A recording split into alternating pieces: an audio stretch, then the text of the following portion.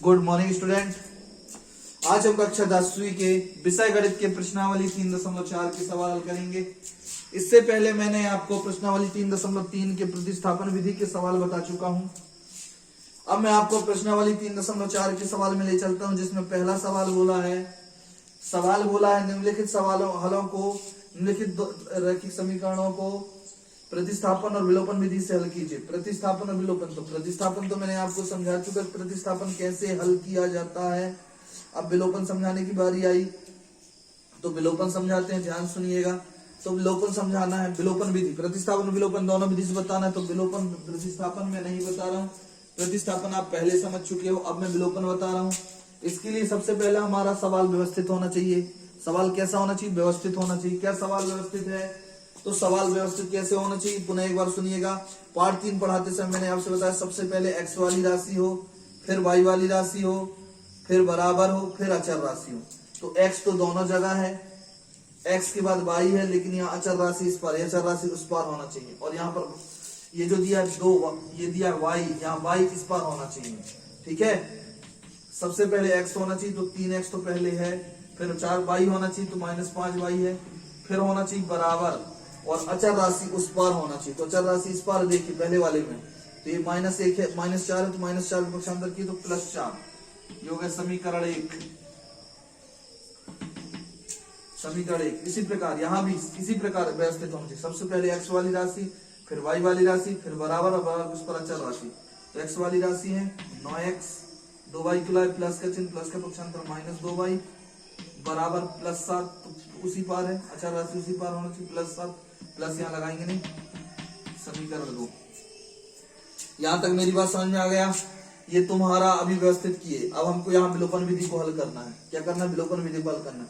तो विलोपन विधि को हल करने के लिए क्या करना है? जैसे यहाँ पर 2 होता, मान लो यहाँ पर 2 होता, देखो विलोपन विधि कहता है किसी एक चर राशि, यहाँ पर 9 है, फिलहाल मैं 2 को लेकर समझा रहा हूँ, तो यहाँ पर 2 है, तो हमको क्या करना है? किसी एक चर राशि के बराबर, तो 3 में काहे का गुणा करें कि यहाँ की संख्या के साथ और यहाँ की संख्या यहाँ पे, मतलब 3 के साथ 2 का गुणा करें और 2 के साथ 3 का, तो कितना हो जाएगा? 6 हो जाएगा। कहने का तात्पर्य इसमें कितने गुणा कर दें? 2 का, तो ये 2 3 6 हो जाएगा। इसमें गुणा कर दें 3 का, तो 3 दूनी 6। मतलब ऐसा है कि इसमें मतलब समीकरण 1 में 2 का, और इसमें मतलब समीकरण 2 में 3 का गुणा करने पर। ये कब करते? जब यहाँ 3 और 2 होता, लेकिन यहाँ पर क्या है? 9, यहाँ पर है 9, यहाँ पर क्या है बेटा? 9। तो हमको क्या करना है? किसी एक चर राशि को बराबर करना है।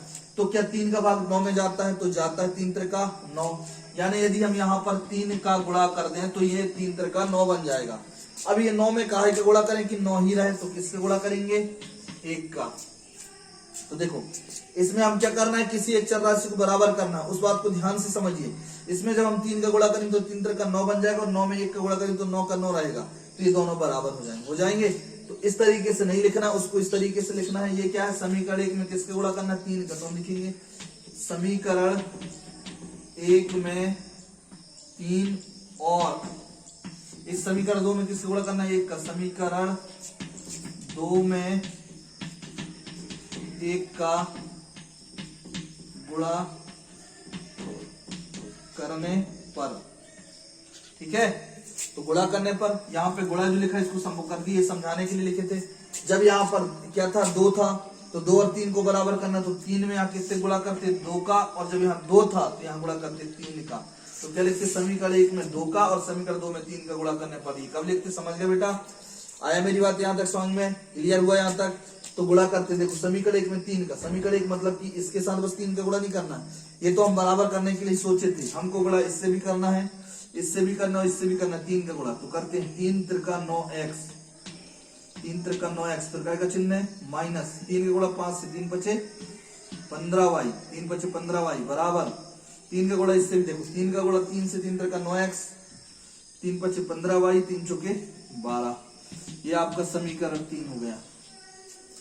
यहां तक पहले हमको ये करना है, देखते चलिए। अब समीकरण 2 में किससे गुणा करना है? 1 का, तो 9x एकम 9x माइनस 2y एकम 2y बराबर 7 एकम 7, ये हो गया आपका समीकरण 4। अब ये ध्यान देना जिसको हमने बराबर किया, मेरी बात पर गौर करते चलिएगा तब समझ में आएगा। अब हमको इस बात पर ध्यान देना कि जिसको हमने बराबर किया वहां के चिन्ह बराबर है, या अलग अलग है या एक जैसे हैं। देखिए जिसको हमने बराबर किया वो नो एक्स है, दोनों में क्या का चिन्ह है प्लस। जब दोनों में सेम चिन्ह होता है तो समीकरण को घटाया जाता है। दोनों धन या दोनों ऋण होते हैं तो समीकरण को घटाया जाता है। और यदि यहाँ धन है और यहाँ ऋण होता है, यहाँ धन होता है और यहाँ ऋण होता तो यहाँ पर जोड़ते। क्लियर है? तो हम अभी फिलहाल क्या करेंगे, 3 से 4 घटाएंगे। क्यों घटा रहे? क्योंकि उसको काटना है, काटना इसलिए। तो हम यहाँ लिखेंगे समीकरण 3 से समीकरण 4 को घटाने पर, घटाना है तो घटाने के लिए पूरा ज्यों का त्यों उतार देना है। 9x माइनस 15y बराबर 12, 9x माइनस 2y बराबर 7। भाग के समय समझाया हूं, जब घटाते हैं तो घटाते के लिए नीचे के चिन्ह क्या हो जाते हैं, बदल जाते हैं। यहाँ का चिन्ह प्लस, ये होगा माइनस, ये माइनस है, ये प्लस है, ये भी माइनस, ये नीचे के चिन्ह बदल जाते हैं। ये नीचे के चिन्ह क्या हो जाते हैं बेटा, बदल जाते हैं। मेरी बात समझ में आ रहा है बेटा आपको? क्लियर है? आया समझ में? नहीं आया? देखिए यहाँ पर जब भी घटाने का काम किया जाता है तो भाग में भी घटाने का काम करते तो नीचे के चिन्ह क्या कर देते थे बेटा, बदल देते थे। यानी यहाँ पर जो प्लस है वो था और माइनस है, माइनस था प्लस है, प्लस था माइनस है, सबके चिन्ह इस तरीके से। क्लियर है? तो देखो ये 9x में प्लस का चिन्ह, ये 9x में माइनस का, तो ये कट गया। अब y पर ध्यान दीजिए, y में ध्यान देंगे तो y में देखिए 15 और 2 लिखा है, 15y और 2y लिखा है। 15y में क्या का चिन्ह है, माइनस का, 2y में प्लस का, माइनस प्लस माइनस यानी घटाएंगे, बच गया 13y, दोनों में बड़ा 15 इसलिए माइनस आया, बराबर। उस पर चलते देखिए 15 और 2y बराबर, सुनिए 15 में है माइनस का चिन्ह, 2y में प्लस का चिन्ह, माइनस प्लस माइनस घटा दिए, 15 में से 2 13 बचा। आगे चलते हैं 12 और 7 को देखिए, 12 में काय का चिन्ह है प्लस, 7 में माइनस, प्लस माइनस माइनस, 12 में 7 गए 5, 12 में से 7 घटाने में 5, बड़ी संख्या 12, चिन्ह प्लस है तो प्लस लगाएंगे नहीं। अब यहाँ से देखो ये दोनों साइड ऋण होता तो ऋण काट देते और एक बार ज्यों का त्यों लिख देते हैं। क्लियर है? लेकिन यहाँ पर नहीं है तो इन दोनों के बीच देखिए 13 और y के बीच गुणा, गुणा पक्षांतर भाग, यानी y बराबर 5/13, वो भी कैसा 13 माइनस 13, वो माइनस आप बीच में भी लगा सकते हो, इधर भी लगा सकते हो। तो y का मान हमारा, आपको मैंने पहले बता चुका हूं कि इस पाठ में, पाठ 3 में हमको मेन उद्देश्य है x और y का मान याद करना। दो चर राशि दिए गए, दो चर राशि x और y का हमको मान याद करना है पूरे पुस्तक में, पूरे पाठ 3 में, पूरे पाठ 3 में हमको x और y का मान ही याद करना है। तो हमने यहाँ पर y का मान याद कर लिया 5/-13। अब हमको x का मान याद करना है, अब हमको x का मान याद करना है। तो x का मान याद करने के लिए हम क्या करेंगे, ये y के मान को कोई भी एक समीकरण में रख देंगे, समीकरण 1 या समीकरण 2 में। क्या लिख देते हैं, y, क्या लिख देंगे, y के मान को समीकरण 1 में